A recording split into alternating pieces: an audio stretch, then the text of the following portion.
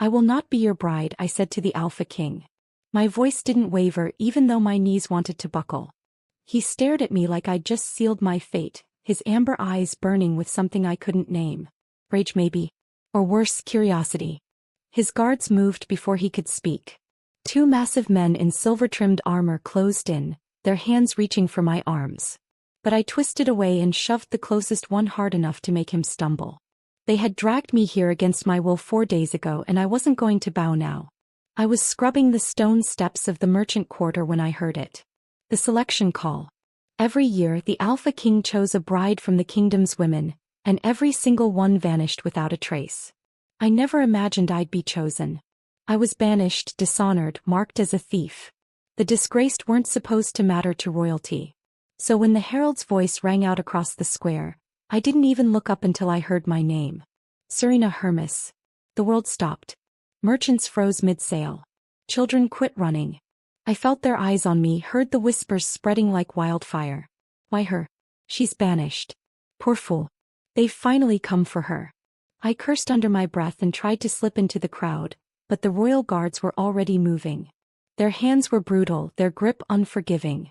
I kicked, scratched, even bit one hard enough to draw blood, but it didn't matter. They hauled me toward the iron carriage like I was livestock and threw me inside. The door slammed shut with the finality of a coffin lid. Through the barred window, I watched the merchant quarter fade into the distance. The cobblestones I'd scrubbed. The alleys where I'd slept when the winter was too cold. The faces of people who'd pretended I didn't exist. All of it disappearing behind clouds of dust. The journey felt endless. The carriage wheels groaned like they were carrying the weight of the damned, and the road stretched on in a blur of gray stone and dead trees. My wrists ached from the iron shackles, but the pain was nothing compared to the dread coiling in my gut. I was too busy trying not to think, but silence has a cruel way of filling your head with exactly what you're running from. The Alpha King of Nightclaw was a legend wrapped in horror. They said he was a warrior who'd slaughtered entire armies single-handedly. They said his eyes glowed in the dark, that he could tear a man's throat out with his bare hands. He ruled through fear, through power, through a legacy written in blood. Every year he selected a bride, always young, always innocent, and each one disappeared before the seasons changed. Some whispered he sacrificed them in dark rituals. Others claimed he drained their souls to fuel his immortality. No one knew the truth, but everyone agreed on one thing.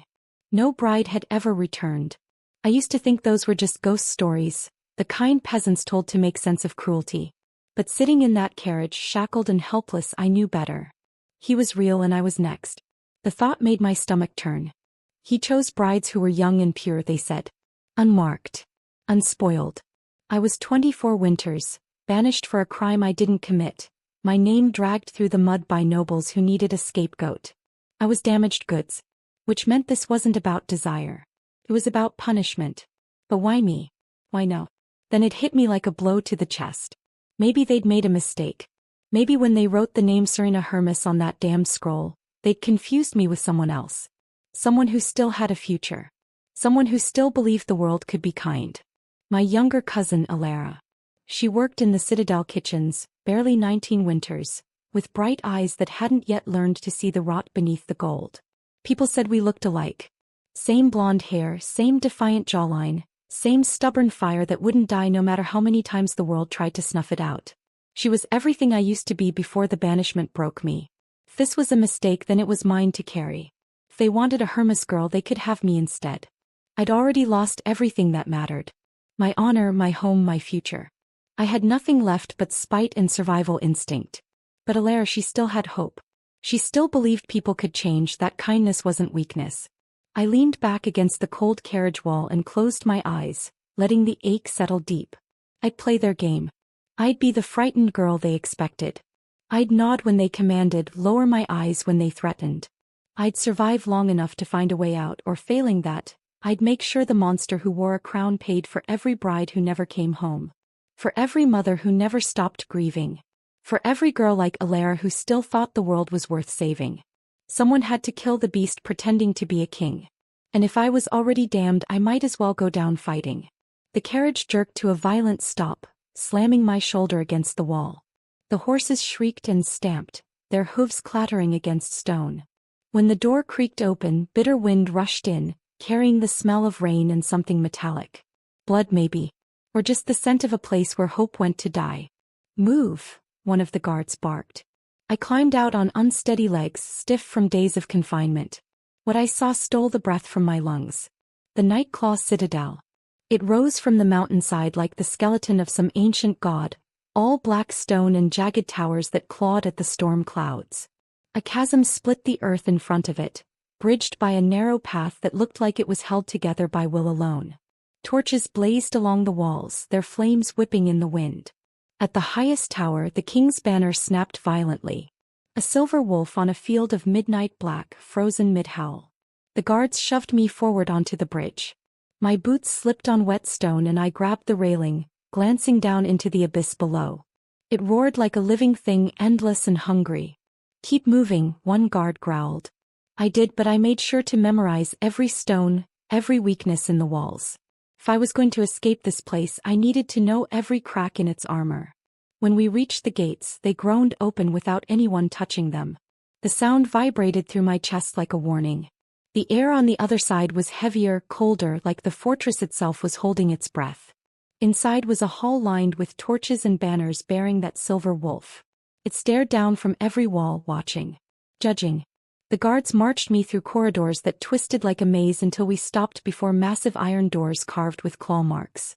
They opened and there he was. Alpha King Daniel Nightclaw sat on a throne that looked hewn from the mountain itself. His posture was perfect, his presence suffocating. I had expected a monster. A brute. Instead he was controlled. Every line of him radiated power held in check. His armor gleamed like moonlight on water, etched with symbols I didn't recognize. Dark hair fell past his shoulders, framing a face too sharp to be called handsome. Battle scars marked his jaw and neck like trophies. For a heartbeat I forgot how to breathe. Then I remembered what he was. What he'd done. And I remembered who I refused to be. "I will not be your bride," I said loud enough for the entire hall to hear. He didn't flinch. Didn't blink. The guards tensed like they expected him to strike me down, but he raised one hand and they froze. When he spoke, his voice was calm. Too calm. "You have spirit. It won't last. I hope your throne cracks before that happens." Something flickered in his eyes. Not anger. Something closer to surprise, like I was a puzzle he hadn't expected to find. He rose from the throne, each step deliberate, his boots echoing through the chamber. When he stopped in front of me, the torchlight caught the scar running from his jaw to his collarbone. I hated that it made him look human. "You were chosen by the selection call," he said. "That is not an error." I kept my face blank, the mask I'd learned to wear when people tried to read me. I couldn't let him know about Alara. Couldn't let him know the truth. He studied me for a long moment. Too close. Too quiet. The air between us felt like it might ignite. Then he stepped back. "Take her to the West Tower," he ordered. "She stays there until the ceremony." I tried to pull away when the guards grabbed me, but his eyes held mine for one final second. There was something in them I couldn't name. Not cruelty. Not pity. Something heavier. Something that made my pulse stutter despite every instinct screaming at me to run. The guards dragged me out before I could decipher it. The West Tower was a cage dressed in silk. The guards shoved me through the door and left without a word. I stumbled forward, expecting stone and chains. Instead, I found a room that could have belonged to a princess. A four-poster bed draped in midnight blue. Thick rugs that swallowed the sound of my footsteps. A window tall enough to frame the entire mountain range, though iron bars reminded me what this really was. The fire in the hearth crackled softly, almost mocking in its warmth. I hated it immediately. An hour later, a knock interrupted my pacing. A girl entered, younger than me, with nervous hands and careful eyes. She carried a tray of food that smelled better than anything I'd eaten in months. "I'm Lyra," she said quietly, setting the tray on the table. "I've been assigned to you." "Lucky you." She flinched but didn't leave. "You should eat. And you should obey. It's easier that way." "Easier for who?" Her eyes dropped. "For everyone." Then she was gone, the door clicking shut like a warning. I didn't touch the food. Instead, I searched the room looking for anything useful. A loose stone. A hidden passage. Anything. What I found were words. scratched into the wall behind the bed, hidden where only someone desperate would look. He is not what they say. Below it, in different handwriting, shakier, the shadow hungers. My blood went cold. Previous brides had been here. They'd clawed messages into stone, knowing no one might ever read them. I traced the letters with my fingers, feeling the desperation in every groove. What had they meant? What shadow? Before I could think too hard, the door opened again. Lyra stood there, her face pale. The king requests your presence. For dinner. Tell him I'm not hungry. That's not a request you can refuse. He was right. I knew it. So I followed her through the winding corridors, down spiraling stairs, until we reached a hall lit with candles and lined with tapestries showing wolves in battle. At the end sat a table, and at its head sat Daniel Nightclaw. He didn't stand when I entered. Just watched as I was led to the chair across from him. The guards positioned themselves at the walls, hands on their swords, but their eyes held something I hadn't expected. Respect. Not fear. They watched him the way soldiers watch a commander they die for. Sit, he said. I sat because rebellion without purpose is just stupidity. Food was already laid out. Roasted meat, bread that looked soft, wine that probably cost more than my life. He ate slowly, deliberately, like every movement was calculated. But I saw it now, what I'd missed in the throne room. Exhaustion. It clung to him like a second skin. The kind that comes from years of carrying weight no one else can see. Why do you choose brides? I asked, unable to stay silent. Every year. Why? He set down his fork and met my eyes. Because the kingdom's survival demands it. That's not an answer. It's the only one I can give. I wanted to scream. To flip the table. To demand the truth. But something stopped me. The way he looked at me, like I was a puzzle he was trying to solve. He gestured to the guards. Remove her chains. They moved immediately, unlocking the iron cuffs around my wrists. I rubbed the raw skin, confused. Suspicious. Why? I asked. Daniel leaned back, his amber eyes unreadable. Because if you're going to survive what's coming, you'll need your strength. Then he stood and left, leaving me with more questions than answers and the ghost of previous brides whispering in my mind. They came for me at dawn. No warning. No explanation. Just Lyra's pale face and two guards who escorted me down into the belly of the citadel. The air grew colder with each step, heavy with something I couldn't name. Waiting. The sanctum was carved from living rock, its walls covered in symbols that seemed to shift in the torchlight. At the center stood a stone altar, and beside it the high priestess. She was ancient, her eyes milky white, her voice like wind through dead leaves. Daniel was already there, stripped to the waist, his chest bare except for a mark over his heart. A silver wolf, glowing faintly in the dim light. He didn't look at me as I was led forward. Kneel, the priestess commanded. I didn't want to. Every instinct screamed to run. But the guards were behind me, and something in Daniel's posture told me this wasn't negotiable. I knelt.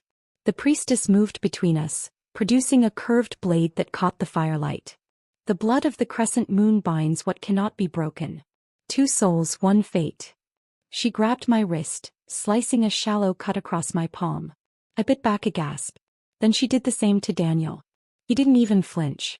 She pressed our bleeding palms together. The world exploded. Heat surged through me, burning from the point of contact up my arm into my chest, consuming everything. I tried to pull away but couldn't move. Silver light erupted between our hands, branding itself into my skin. A crescent moon glowing like starlight wrapping around my wrist. But worse than the pain was what came after. I felt him. Not his hand in mine. Him. His emotions crashed into me like a wave. Guilt so heavy it could drown mountains. Resolve sharp as broken glass. And beneath it all, sorrow so deep I couldn't find the bottom. It wasn't mine, but I felt it like it was, and for a moment I couldn't tell where I ended and he began. When the light faded, the priestess released us. I stumbled back, gasping, clutching my marked wrist. Daniel stood slowly, his face unreadable, but I knew. I knew what he'd felt from me too. My rage. My shame. My fear. It is done, the priestess said. You are bound. They led me out in silence. I didn't see Daniel again that day. That night I couldn't sleep. The mark on my wrist pulsed faintly, warm against my skin. I could still feel him somewhere in the back of my mind, distant but present. made my skin crawl. I needed to get out. The library was supposed to be on the 3rd floor. Lyra had mentioned it once. If I could find a map, maybe I could find a way out of this nightmare. I waited until the guards changed shifts, then slipped into the corridor. The library was dark, lit only by moonlight through tall windows. Rows of books stretched into shadow. I found the map section and started searching, fingers trembling as I unrolled scroll after scroll. Looking for something? I spun around. Daniel stood in the doorway, still dressed like he hadn't slept either. No guards. Just him. I could have you thrown in the dungeons for this, he said, but his voice held no threat. Then do it. He stepped closer, studying me in the moonlight. Why were you banished, Serena? The question caught me off guard. Why do you care? Because I need to understand who you are. He paused. The bond doesn't lie. I felt your shame. But I also felt your innocence. I wanted to spit at him. To tell him it was none of his business. But something in his eyes stopped me. He wasn't mocking me. He genuinely wanted to know. I was accused of stealing from the royal household, I said finally. A noblewoman's necklace. I didn't take it. But no one believed a maid over a lady. Daniel's jaw tightened. Who accused you? Does it matter? I was banished. End of story. He was quiet for a long moment, then surprised me by saying, I believe you. I stared at him. Why? Because I felt the truth of it when our blood mixed. He turned to leave, then stopped. The library is yours to use. But you won't find a way out in those maps. There is no escape from what's coming. Then he was gone, leaving me alone with the mark burning on my wrist and the unsettling realization that the Monster King might not be a monster at all. The scream came from the courtyard. I was in the library again, pretending to read while actually memorizing guard rotations, when the sound tore through the afternoon quiet. People were shouting. Running. I moved to the window and saw them carrying someone toward the main hall, blood trailing behind them like a crimson ribbon. Against every ounce of common sense I followed. The hall was chaos. Guards clustered around a figure on the floor, a young soldier with a gash across his chest so deep I could see bone. His breathing came in wet, rattling gasps. The healers stood back, shaking their heads. There was too much blood. He was already gone. Then Daniel pushed through the crowd. He dropped to his knees beside the dying guard, placing one hand over the wound. The mark on his chest, that silver wolf I'd seen during the ceremony, began to glow. Not faint like before. Bright enough to cast shadows across the walls. My king, you shouldn't, one of the healers started, but Daniel ignored him. The air itself seemed to hum. Power radiated from him in waves I could feel in my bones, ancient and primal. The glow intensified, silver light pouring from his palm into the wound. The guard's back arched, his mouth opening in a silent scream, and then the bleeding stopped.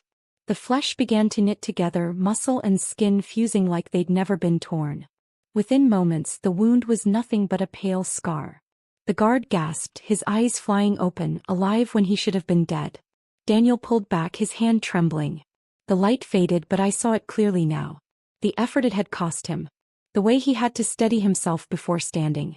Get him to the infirmary, he ordered, his voice rough. Make sure he rests.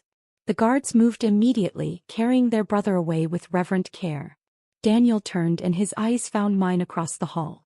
He didn't look surprised to see me there. Just tired. Come with me, he said. It wasn't a request.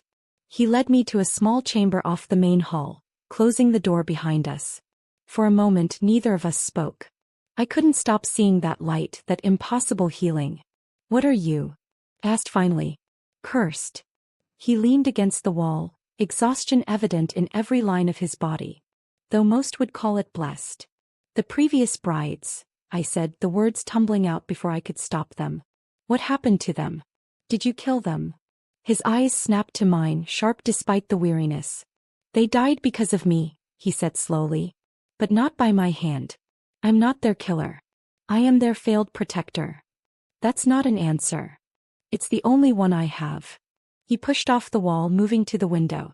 There is something beneath this citadel, Serena. Something ancient and hungry. It has been here longer than my bloodline, longer than this kingdom. My ancestor bound it with a pact written in blood and sealed with power. My mark pulsed, warm against my skin. The binding ceremony. Yes. He turned back to me. Every year a bride is chosen. The ceremony creates a vessel, someone strong enough to contain the thing below, to keep it from consuming everything. But every bride before you. He stopped, his jaw tightening. They weren't strong enough. The weight of it broke them. Killed them. And I had to watch it happen, powerless to stop it. The scratches on my wall. He is not what they say. The shadow hungers. Why didn't you tell me? The anger in my voice surprised even me. Why let me think you were a monster? Because what I'm asking you to do is monstrous. His eyes held mine, amber blazing in the fading light. I'm asking you to carry something that has destroyed everyone who came before you. To be a cage for a nightmare. And if you break like they did, I won't.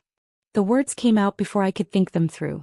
But even as I said them, I knew they were true. I'd survived banishment, shame, loss. I'd survived being nothing when I used to be something. Whatever lived beneath this citadel couldn't be worse than what I'd already endured.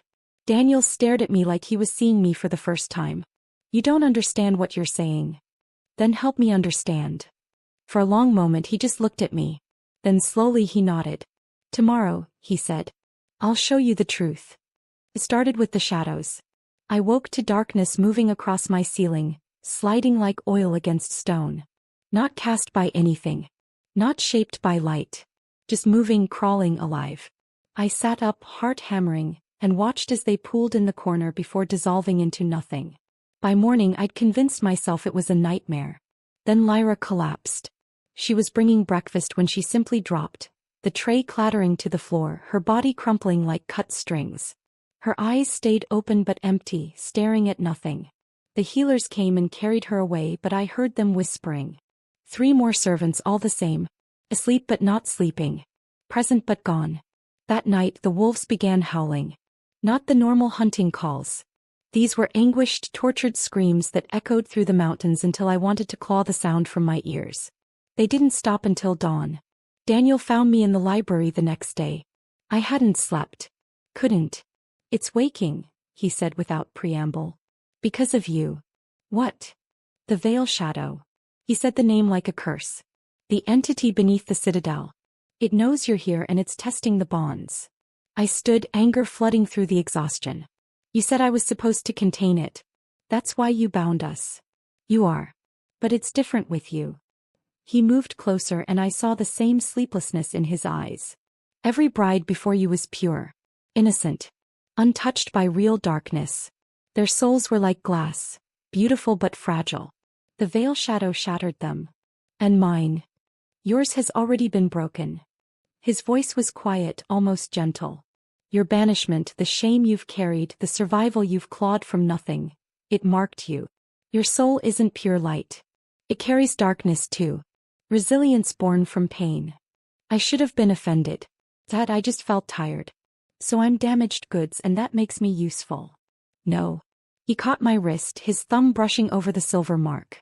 It makes you strong enough to survive what would destroy anyone else. For the first time there's a chance. He stopped, jaw tightening. There's a chance this doesn't end with another grave. Another grave? He released me, turning toward the door. Come with me. We walked through corridors I hadn't seen before, down paths that led away from the main citadel into the mountain itself. The air grew warmer, sweeter. Then we emerged into a garden carved from stone. It was beautiful. Impossibly so. Moonflowers bloomed white against dark walls, their petals glowing in the torchlight. A fountain sang in the center, water cascading over smooth rocks. But what stopped my breath were the markers. 23 of them.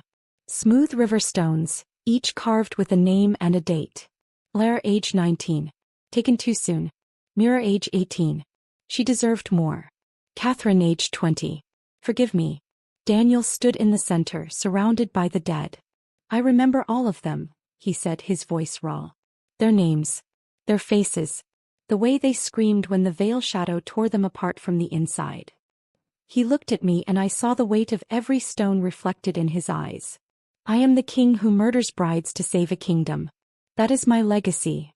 I moved through the markers, reading each name, feeling the grief carved into every letter. These weren't just deaths. They were failures he'd counted. Wounds he'd refused to let heal. The Veil Shadow, I said quietly. You said it feeds on pure souls. What does it want? Everything. He touched one of the markers, fingers gentle. It was bound by my ancestor Alpha Valrich in exchange for prosperity. The kingdom flourished, but the price was eternal. Every year it needs a willing host to remain caged. If it breaks free, the kingdom falls. The world falls. He looked at me. But you, Serena, you might be different. Your soul carries both light and shadow. You've survived what broke others. The veil shadow can't feed on you the same way. It might. His voice caught. You might be able to destroy it. Not just contain it. End it. I stared at him, at the Garden of Graves, at the impossible task he was asking of me. Show me, I said. Show me this thing that killed them. Daniel's eyes held mine for a long moment. Then he nodded. Tomorrow. But once you see it, there's no turning back. The descent took hours. Down stone stairs worn smooth by centuries of footsteps. Down past the chambers where we'd been bound. Down until the air grew thick and cold and wrong, like breathing in the exhalation of something that shouldn't exist.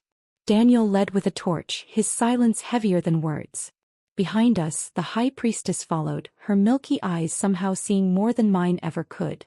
No guards came this deep. Some thresholds were meant only for the cursed. The passage opened into a cavern so vast the torchlight couldn't find the ceiling. At its center stood a circle of standing stones, each carved with symbols that hurt to look at. They glowed faintly, pulsing like a heartbeat, and between them, gods, I whispered. The veil shadow. It wasn't what I expected. Not a creature. Not a demon. It was wrongness given form, a writhing mass of absolute darkness that moved like smoke and screamed like wind through a graveyard. Faces pressed against it from the inside, mouths open in eternal agony. I recognized some of them from the markers in the garden. The magical seals between the stones flickered and weakened with each pulse. Cracks spider-webbed across their surface, glowing with sick purple light. It's breaking free, I said, unable to tear my eyes away. Slowly, Daniel said from beside me. But yes. The high priestess moved forward, her voice echoing in the vast space. Alpha Valrich made a pact 3 centuries ago. His kingdom was dying, his people starving. Something ancient stirred in these mountains, hungry and patient. It offered him a choice: bind it willingly and prosper, or watch everything burn. He chose prosperity, I said. He chose damnation. Her blind eyes turned toward me. The pact required blood. His bloodline would provide a vessel each year, a willing bride to contain the veil shadow's hunger. For 300 years, it has fed on innocence and light, draining each bride until nothing remained but screams and shadow. I thought of the names in the garden. 23 stones for 300 years. Where are the others? The other brides? Those are only the ones from my reign, Daniel said quietly. My father's garden holds twice as many. His father's more still. The weight of that crushed the air from my lungs. The priestess continued, relentless. Every bride before you was chosen for purity. Untouched souls full of light. But light alone cannot destroy darkness. It can only hold it at bay. The veil shadow consumes them because they have nothing to fight back with. But Serena does, Daniel said. Yes. The priestess turned fully to me. You carry both light and shadow. You have known shame and survived. Known loss and endured. Your soul is not pristine. It is tempered. Like steel forged in fire. The veil shadow pulsed, and I felt it through the mark on my wrist. Hunger. Endless, consuming hunger. Wanted me. Wanted to devour everything I was and leave nothing behind. The binding ceremony was incomplete, the priestess said. It created the connection but not the strength.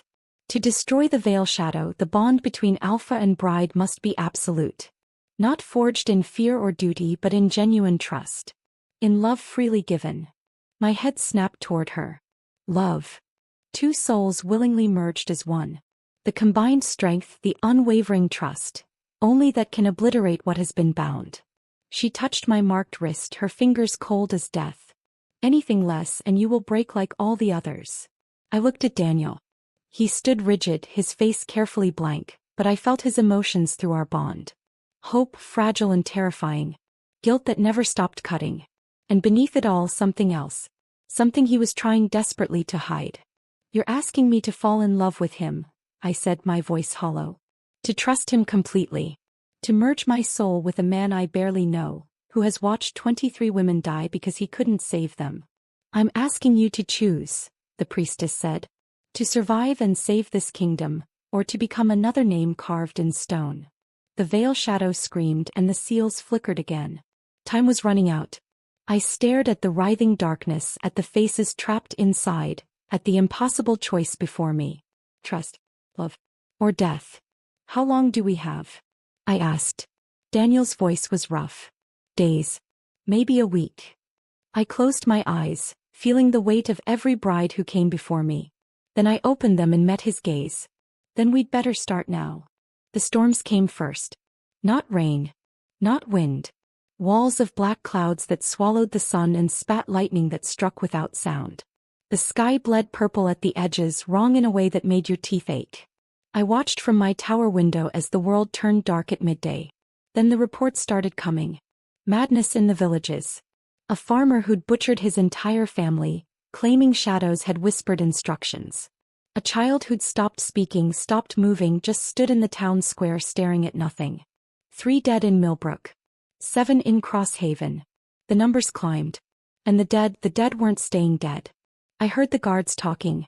Bodies rising as shadows, empty husks that walked but didn't live. They attacked anything warm, anything that still held light. The kingdom was unraveling at the seams and we all knew why. The veil shadow was breaking free. I found Daniel in the war room, surrounded by maps and reports he couldn't fix. He looked up when I entered and I saw a man standing at the edge of a cliff with nowhere left to go. How long? I asked. A day. Maybe 2. He pushed away from the table. The seals are failing faster than the priestess predicted. When they break completely. How bad? Everything ends. He said it simply, like he was stating the weather. The veil shadow will consume the kingdom first, then spread. It won't stop until there's nothing left but darkness and screaming. I moved to the window, watching lightning crack across the purple sky. What are our options? I can attempt the containment ritual alone. His voice was carefully controlled. Sacrifice myself as the vessel. It might buy the kingdom another year, maybe 2, before it needs to feed again. And you die. Yes. What's the other option? Silence. When I turned, he was watching me with an intensity that made my mark burn. You know the other option, Serena. We forge the soul bond. Truly. Completely. We merge ourselves willingly, trust each other absolutely, and use that combined strength to destroy the veil shadow forever. Love, I said flatly. You're asking me to love you in less than 2 days. I'm giving you a choice. He stepped closer. I can die alone and the curse continues. Or you can risk everything with me and maybe we end this. Risk everything. I laughed, bitter. You mean open myself completely to someone who could destroy me? Become vulnerable to a man I barely know? Trust a king who's watched hundreds of women die? Something flickered in his eyes. Pain sharp and deep. You think I don't know what I'm asking? You think I haven't spent every night since you arrived hating myself for it? His voice cracked. I would give anything not to ask this of you. But I'm out of time and so is the kingdom. I wanted to hate him. Wanted to tell him to go to hell and find my own way out. But I thought about Lyra lying in that coma. About children in villages going mad. About Alara, my cousin, who might be next if this thing broke free. If I run, I said quietly, if I escape now, what happens? I die. The veil shadow feeds until it's strong enough to break the mountain itself. Then it spreads. He held my gaze. And you live the rest of your life as a banished maid who could have saved a kingdom but chose herself instead. The words hit like blows. Because he was right. If I ran now, I'd be running forever. Not just from the citadel but from the truth of what I could have been. I'd survived banishment by refusing to let shame define me. Was I really going to let fear define me now? I looked at Daniel, really looked at him. Not the king. Not the monster from legends. Just a man who'd been born into a nightmare and spent his entire life trying to protect people from it. A prisoner of circumstance who'd shouldered more grief than any person should have to carry. You're not what they say you are, I said. His jaw tightened. I'm exactly what the curse made me. No. I moved closer, close enough to see the exhaustion carved into his face. You're the man who heals dying guards. Who remembers 23 names and carves them in stone. Who gives me a choice when you could just take what you need. I touched the mark on my wrist. You're not a monster. You're just tired. Something broke in his expression. For one moment he looked impossibly young. Help me, he said, barely a whisper. Please. Thought about running. About safety. About spending the rest of my life defined by what I'd lost instead of what I'd chosen. Then I thought about the Garden of Graves and decided I was done running. Tell me what I need to do. The sanctum was colder than I remembered. We descended in silence, the high priestess leading, her blind eyes knowing every step. Daniel walked beside me, close enough that our hands nearly touched. Neither of us spoke. Words felt too small for what we were about to do. The chamber where the veil shadow writhed was darker now, the seals barely glowing. Cracks ran through every stone like veins of poison. The entity sensed us immediately. It surged against its bonds, faces pressing through the darkness, mouths screaming soundlessly. Kneel before the altar, the priestess commanded. We did. The stone was freezing beneath my knees, but I barely felt it. Daniel's hand found mine, his grip tight enough to hurt. I held on just as hard. The priestess produced her curved blade. This bond will be absolute. Once forged, it cannot be undone. Your souls will merge, your truths laid bare. There will be nowhere to hide. She looked between us with those milky eyes. Speak only truth. Deception will shatter you both. She sliced Daniel's palm first. Then mine. The blood was hot against my cold skin. She pressed our palms together. The mark on my wrist exploded with light, but this time it didn't stop there. It poured up my arm into my chest, consuming everything. I gasped, my back arching, and distantly heard Daniel make a similar sound. Speak your truth, the priestess commanded. The deepest truth you carry. Daniel's voice came first, rough and broken. I am guilty. Every bride who died, every scream I couldn't silence, every name carved in stone, they haunt me. I dream of their faces. I hear their voices. I have been their executioner, their jailer, their failed protector for 10 years, and I cannot forgive myself for what I've done. The words hit me like physical blows. Through our joined palms, I felt his guilt crushing and absolute. It had been killing him slowly, cutting deeper with every year. Your truth, Serena, the priestess said. I tried to speak, but shame closed my throat. Then I felt Daniel's hand tighten on mine, and somehow that gave me strength. I am ashamed, I whispered. I was banished for a crime I didn't commit, and I believed it meant I was worthless. I let that shame define me. I let it make me small. I'm terrified that no matter what I do, I'll never be more than a disgraced maid who deserved what she got. Through the bond, Daniel's emotions crashed into me. Not judgment. Understanding. Fierce and certain. You are not worthless, he said, his voice breaking. You are the strongest person I've ever met. Something shifted between us. The light intensified, no longer painful but warm, wrapping around us like armor forged from trust. Then the veil shadow struck. It rose like a tidal wave of absolute darkness, towering over us, filling the chamber with screams. Faces materialized in its surface. All 23 brides from my lifetime, hundreds more from centuries past. Their mouths opened, showing us their deaths, making us feel every moment of their terror and pain. You will break like they did, it hissed directly into my mind. You are nothing. Worthless. Banished. You cannot save anyone. The words clawed at my shame, finding every wound I'd tried to heal.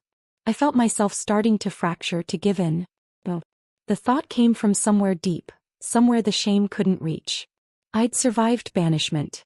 Survived being nothing when I used to be something. I'd already been broken and rebuilt myself from the pieces. I'm still here, I said through gritted teeth. And I'm not breaking now. Daniel's strength surged through our bond, adding to mine. Together, he said. Together, I agreed. We stood as one, our joined hands blazing with silver light. The veil shadow screamed and lunged, but we didn't flinch. Every ounce of resilience I'd forged through hardship, every shred of Daniel's determination to protect, we poured it all into the bond between us. The silver light exploded outward, a fire that consumed shadow instead of flesh. The veil shadow writhed, its screams reaching pitches that should have shattered stone. The faces trapped inside dissolved one by one, released finally into peace. The entity tried to reform, tried to feed, but there was nothing left to consume. Our merged souls were not pure light, they were tempered steel. Unbreakable. With a final rattling scream, the veil shadow imploded. Silver fire consumed it completely, burning until nothing remained but ash and silence. The seals shattered. But there was nothing left to contain. I collapsed against Daniel, both of us gasping, our hands still joined and glowing faintly. Through the bond I felt his exhaustion, his relief, his wonder. "It's over," he whispered. "It's over," I agreed. The priestess's voice was soft. "Rise, Alpha and Queen. You have broken what was unbreakable." The sun returned first. Not the pale, sickly thing that had struggled through purple-stained clouds, but real sunlight. Golden and warm, the kind that makes you remember what hope feels like. I stood at my tower window and watched it paint the mountains in shades I'd forgotten existed. 3 weeks since the veil shadow fell. 3 weeks since the screaming stopped. The changes came slowly, then all at once. Lyra woke from her coma, confused but whole. The servants who'd fallen into darkness opened their eyes and wept with relief. In the villages, the madness lifted like fog burning away. The dead stopped walking. The storms ceased. The kingdom exhaled and the land remembered how to heal. Fields that had been barren for generations suddenly sprouted green. Crops that had struggled now flourished. Children laughed again. The air itself felt lighter, cleaner, like a wound that had finally been allowed to close. Daniel worked tirelessly those first weeks, sending aid to the villages, rebuilding what the veil shadow's influence had destroyed. And finally, doing what should have been done centuries ago, he abolished the selection ceremony.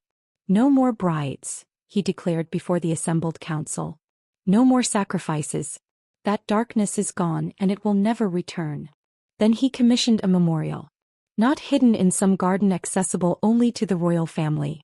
This one stood in the main courtyard, carved from white marble that caught the sunlight. Every name was there, not just the 23 from his reign but all of them. Hundreds of women who died to keep a kingdom alive. Each name engraved with care, honored in death as they should have been in life. I visited it often. Traced the letters with my fingers and whispered apologies to women I'd never met. Today was different. Today the kingdom gathered. The courtyard was packed with people from every corner of the realm. Merchants and farmers, soldiers and scholars, families who'd survived the darkness and wanted to see the dawn with their own eyes. They filled every available space, their voices a low murmur of anticipation. Daniel stood beside me at the citadel entrance, dressed in formal armor that gleamed like starlight. He looked every inch the king he was born to be. But when he glanced at me, I saw the man beneath the crown. The one who still had nightmares. The one who'd chosen to share his burden rather than carry it alone. "Ready?" he asked quietly. I looked down at myself. The gown they dressed me in was beautiful. Midnight blue with silver embroidery that caught the light. A crown waited inside, delicate and terrifying. They wanted to call me queen. A banished maid who'd been chosen by accident and stayed by choice. "I don't know," I admitted. Daniel's hand found mine, our marks pressing together. Through the bond I felt his steady certainty. "You broke a 300-year curse. You can handle a crowd." I laughed despite my nerves. "When you put it that way." We stepped forward together and the crowd erupted. Not with fear or obligation. With genuine joy. They chanted our names, Daniel, Serena. Their voices rising to shake the mountains. I saw tears on weathered faces. Saw children lifted on shoulders to get a better look. Saw hope in eyes that had known only despair. Daniel raised his hand and silence fell. 300 years ago my ancestor made a choice that damned generations, he said, his voice carrying across the courtyard. Today we honor those who paid the price for his mistake. And we promise, never again. He gestured to the memorial and the crowd turned. I watched as they read the names, as understanding dawned on faces that had never known the truth. Then Daniel turned to me and held out his hand. "Serena Hermes. You came here as a prisoner. You stayed as a warrior. Today if you choose it you will stand as queen." The crowd held its breath. I thought about the girl I'd been. Banished, ashamed, convinced she was worthless. I thought about every moment since then, every fear I'd faced, every choice I'd made, every time I'd refused to break. Redemption didn't come from others forgiving me. came from me forgiving myself. From choosing to rise when it would have been easier to fall. I took Daniel's hand. I choose it, I said clearly. Not because I was selected. Not because fate demanded it. But because I fought for it. Because I earned it. The crown was placed on my head, light as air and heavy as history. The crowd roared. Daniel leaned close, his voice for me alone. Queen Serena. It suits you. I looked out at the kingdom, broken but healing, scarred but standing. Like me. I survived, I said softly. We survived. Yes, he agreed, and through our bond one felt it. Pride. Relief. Love, fragile and growing. The curse was broken. The kingdom was free. And I, the banished maid who'd refused to be a bride, had become something I'd never imagined. A queen who chose herself.